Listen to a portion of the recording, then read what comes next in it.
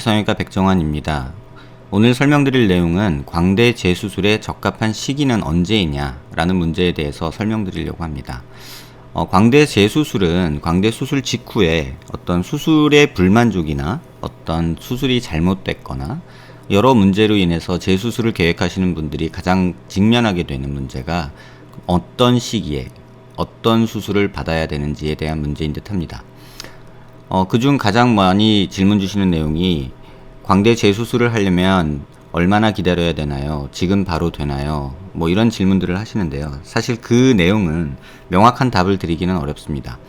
그 이유는 수술 자체가 문제가 있어서 바로 재수술을 해야 되는 경우도 있지만 때로는 수술 자체가 괜찮은데도 불구하고 환자의 주관적인 느낌이 광대 수술로 기대했던 효과가 원치 않은 효과여서 재수술을 계획하는 경우도 있습니다.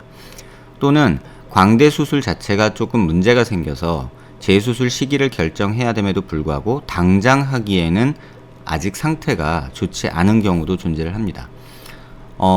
지금 설명드릴 내용은 광대 수술 직후에 환자분이 굉장히 광대가 줄어든 모습을 불만족스러워한 경우의 예입니다. 이런 경우에 있어서는 뼈 유압이 일어나기 전에 가능한 빨리 재수술을 하는 것이 옳고요. 또는 광대 수술 후에 수술 자체의 결과에는 크게 불만이 없지만 뼈의 불유압이라든지 또는 뼈에 광대 갭이 생겼다든지 어떤 하방 변이가 일어났다든지 하는 문제로 재수술을 계획하는 경우도 존재를 합니다. 이 환자의 경우는 수술 자체에는 큰 문제가 없었지만 환자분 자신이 광대 수술의 결과에 그렇게 만족하지 못한 경우입니다. 양측 광대를 보시면 크게 문제 없이 양측 다 광대가 많이 줄어들었고요. 광대 갭이나 이런 거 없이 약간의 단차는 존재하지만 그래도 이 부분이 크게 문제되리라고 생각은 안 하고요. 아치 쪽엔 비고정임에도 불구하고 불유압의 위험이나 어떤 하방 변이의 위험 없이 이렇게 수술이 잘 된 예입니다. 하지만 수술 직후에 환자분은 광대가 너무 많이 줄어든 모습에 본인이 원치 않는 모습이라고 결정을 했고요. 사각턱 수술도 결과가 본인이 원했던 결과가 아니어서 되돌리고 싶어 했던 경우입니다. 광대 수술은 지금처럼 뼈가 절골이 된 후에 위치 변동이 있은 후에 재수술을 계획한다면 또 환자가 원하는 게 수술 이전의 모습이라면 가능한 한 빨리 뼈의 유압이 일어나거나 어떤 고릅수가 일어나기 전에 가능한 한 빨리 제 위치로 돌려주는 재수술을 계획하는 것이 좋습니다. 하지만 사각턱 수술 같은 경우는 이렇게 절골면에 이렇게 뼈가 차지 않고 골수가 드러나 있는 이런 상태가 되면 사실은 재건을 계획하기에는 조금 더 신중히 시간을 가지고 생각해 봐야 될 부분이 있습니다. 광대가 크기 때문에 광대 수술을 했겠죠. 근데 광대가 줄어드니까 또 그 모습이 만족스럽지 않은 약간 환자의 변심이나 변덕 그런 문제로 인해서 재수술을 계획하는 경우에는 광대의 경우에는 뼈 삭제가 없다면 지금처럼 이 환자분처럼 뼈 길이가 충분하고 다시 제자리로 돌려놓으면 되는 경우에는 가능한 한 빨리 수술을 시행하는 것이 좋습니다. 하지만 뼈 삭제가 많아서 뼈에 결손이 있는 상태라면 경우에 따라서는 바로 수술을 계획해야 되고 또 경우에 따라서는 남아있는 뼈라도 붙을 때까지 좀 기다려야 되는 경우가 존재를 하기 때문에 뼈 상태를 보고 광대 재수술의 계획을 하는 것이 맞지 무작정 6개월 기다려라 3개월 기다려라 1년 기다려라 하는 어떤 판단은 정확한 답이 될 수가 없습니다. 환자분의 상태에 맞는 수술 계획이 중요하다는 말씀이고요. 그래서 이 환자의 경우에는 수술 직후에 광대가 줄어든 모습에 굉장히 환자분이 불만이 있으셨고 이 부분을 재수술하기 위해서 가능한 빨리 재수술을 계획했던 분입니다. 치부 절골이 되었지만 골삭제는 되지 않았고 아치 쪽의 절골은 이루어졌지만 본지라고 해서 안쪽으로 말려 들어간 뼈가 있기 때문에 광대 자체의 길이가 충분했기 때문에 뼈 이식이나 어떤 보형물 사용 없이 재절골을 통해서 광대뼈를 원위치시키고 고정하는 방법으로 수술을 했습니다. 양쪽 다 마찬가지로 광대를 원위치시키기를 원하셨고요.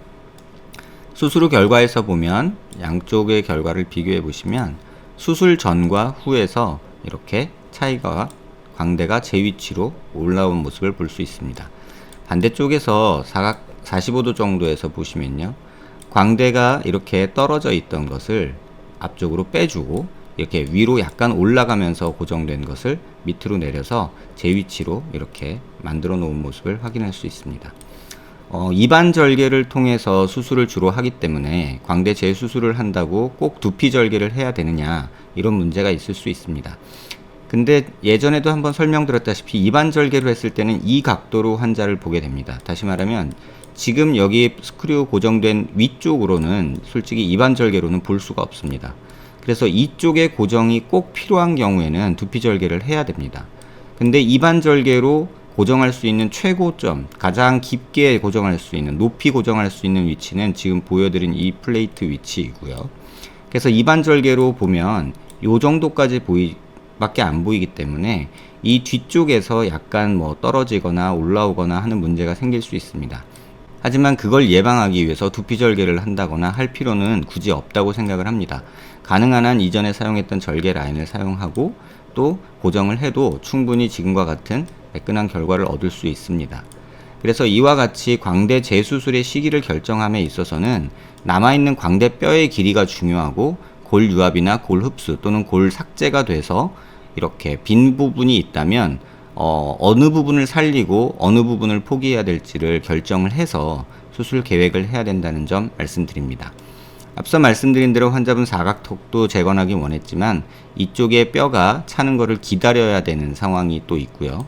또 이 뼈가 차지 않았어도 재건 수술을 할 수는 있지만 사각턱 절제술이 된 모습 자체가 환자분이 적응하지 못한 것인지 아니면 결과 자체가 마음에 안 드는 것인지 어떤 이상이 있는 것인지에 대한 냉철한 판단이 필요하고요.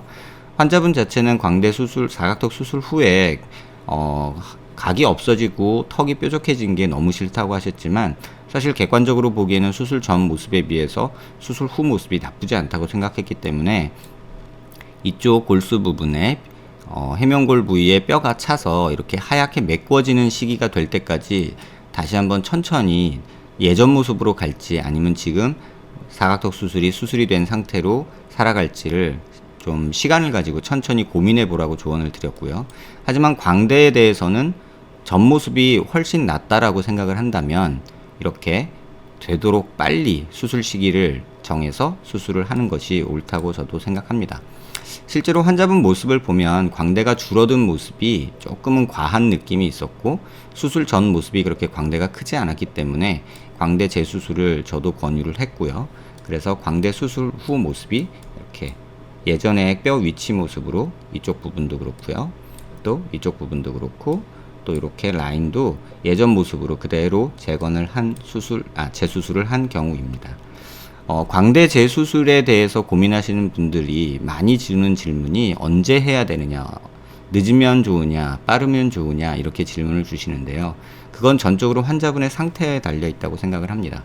그래서 광대 재수술을 계획하시는 분들은 혼자서 괜히 CT 보고 또는 다른 환자의 경험이나 어떤 수술 방법에 대해 고민하시기보다는 현재 수술 후 모습의 뼈 상태를 정확히 판단하고 그에 적합한 수술 계획을 하시길 권해드립니다. 광대 재수술을 계획하시는 분들에게 도움되는 내용이 되었길 바랍니다. 감사합니다.